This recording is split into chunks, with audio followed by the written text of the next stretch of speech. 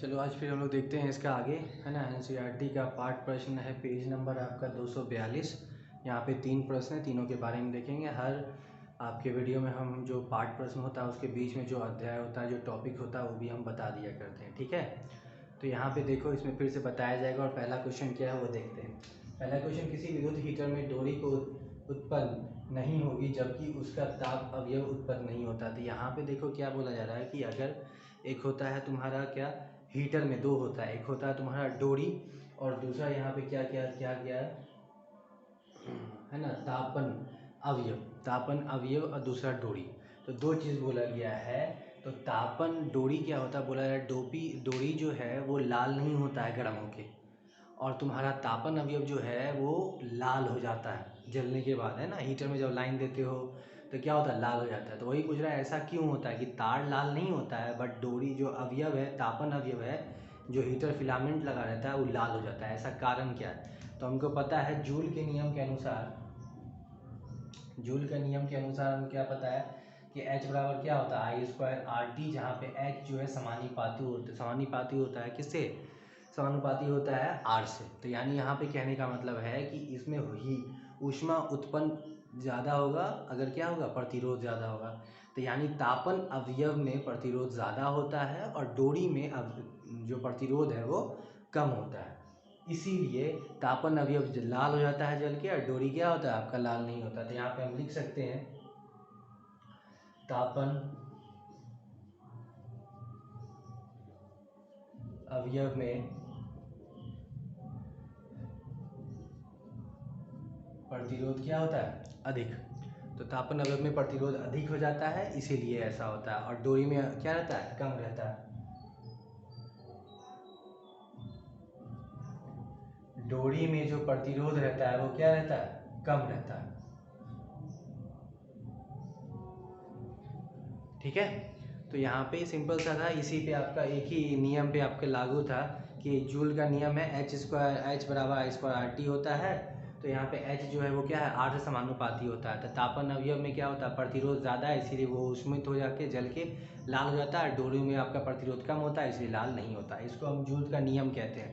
और जूल का नियम को अगर बोला जाए सिद्ध करने के लिए तो हम इस तरीके से सिद्ध कर सकते हैं, लिखेंगे H समानुपाती होता है V के, एस समानुपाती होता है I के, और एस समानुपाती होता है T के। जब तीनों को मिलाने पे H बराबर VIT बनता है, और V ओम के नियम बराबर IR होता है, और IT कुल मिला के I²IT आ जाता है, पहला तरीके से। दूसरा तरीके से यहाँ पे दिया गया कि साइंटिस्ट लोग जो है, देखा कि किसी चीज़ में अगर हम लोग देते रहते हैं सप्लाई, है ना, क्षमता का, पावर का, बिजली का, तो वो धीरे धीरे गर्म हो जाता है।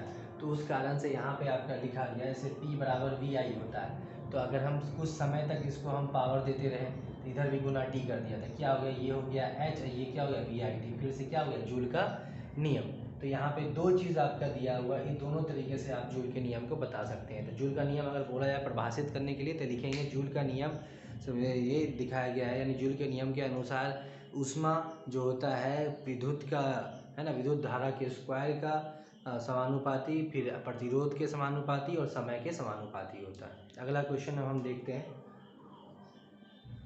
यहाँ पे 1 घंटे में, क्वेश्चन में क्या क्या दिया हुआ है, समय t बराबर 1 घंटा, यानी आपका हो गया 60 गुना 60 सेकेंड, 50 वाट। 50 वाट नहीं होगा, यहाँ पे v होगा, यानी v बराबर क्या दिया हुआ है, 50 विभवांतर। और क्या दिया हुआ है आपका, q बराबर दिया हुआ है 96,000 कूलम, ठीक है। को स्थानांतरित करने में उत्पन्न ऊष्मा हम लोग क्या निकालना है, h निकालना है।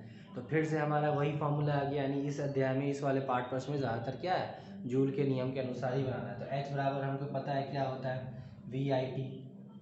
तो v कितना दिया है आपका 50, और देखो यहाँ पे i तो दिया नहीं है, तो हम कैसे निकालेंगे, हमको पता है कि i बराबर क्या होता है, q बटा t होता है। तो यहाँ पे हम लिख देते हैं q का मान कितना है 96,000, और t कितना दिया है 60 गुना 60। तो यहाँ पे हम डायरेक्ट लिख देते हैं 96,000 और 60 गुना 60 है। समय भी फिर से वही 1 घंटा, तो अगेन फिर से क्या हो जाएगा 60 गुना 60, तो ये भी कट जाएगा। ये कितना आ जाएगा आपका, ये आ जाएगा 30 और 45 48, 1 2 3 4, तो ये आ गया 4.8 और गुना 1 2 3 4 5, 1 2 3 4 5 6 10 घातांक 6 जूल। ठीक है, तो ये आ गया क्या आपका ऊष्मा। इस तरीके से आप ऊष्मा आराम से निकाल लिया। देखना, बार बार बोलते हैं क्वेश्चन में ये आपको देखना होता है, प्रश्न में ये देखना होता है कि क्या क्या कौन कौन सा भौतिक राशि दिया है, कौन सा भौतिक राशि आपको निकालना है। तो उसी के अनुसार जो आपको सिद्ध सूत्र मिलता है उसी सूत्र में बैठा के मान आप निकाल सकते हैं। ठीक है, तीसरा प्रश्न देखते हैं। ये तो हो गया।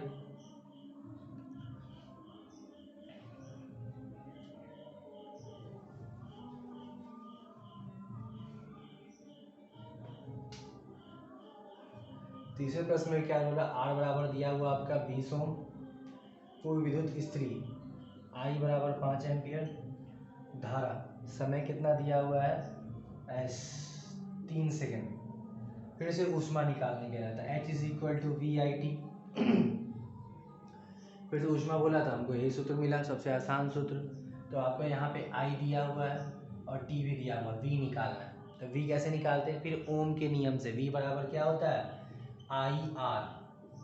तो आई आर का मान आप यहाँ से लिख सकते हैं, आई का 5 हो गया, आर का कितना हो जाएगा आपका, आर क्वेश्चन में कितना दिया है 20 दिया है, फिर से आई है तो यहाँ पे 5 और टी कितना है 3, तो यहाँ पे 30 सेकेंड है।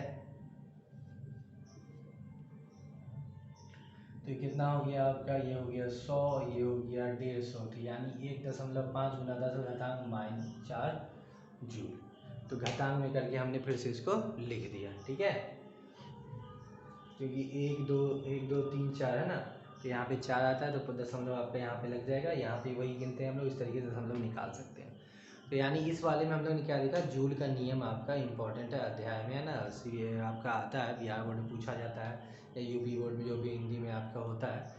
ठीक है, क्या है जूल का नियम क्या होता है, उसको सिद्ध करते हैं। सिद्ध करने के लिए हम सिंपली लिख सकते हैं, आसान शब्दों में लिख सकते हैं कि जूल जो होता है, जूल के नियम के अनुसार ऊष्मा जो है वो प्रतिरोध, समय तथा विद्युत धारा के वर्ग का समानुपाती होता है, अर्थात H बराबर I²RT होता है। ठीक है, ये जूल का नियम, और इसी को सिद्ध करना। तो इसी के अनुसार हम भी बहुत सारा है, ये बोला जाता है क्वेश्चन और आता है कि आप तापन अवयव है ना का इस्तेमाल प्रयोग करते हुए कुछ विद्युत युक्तियों का नाम बताएं।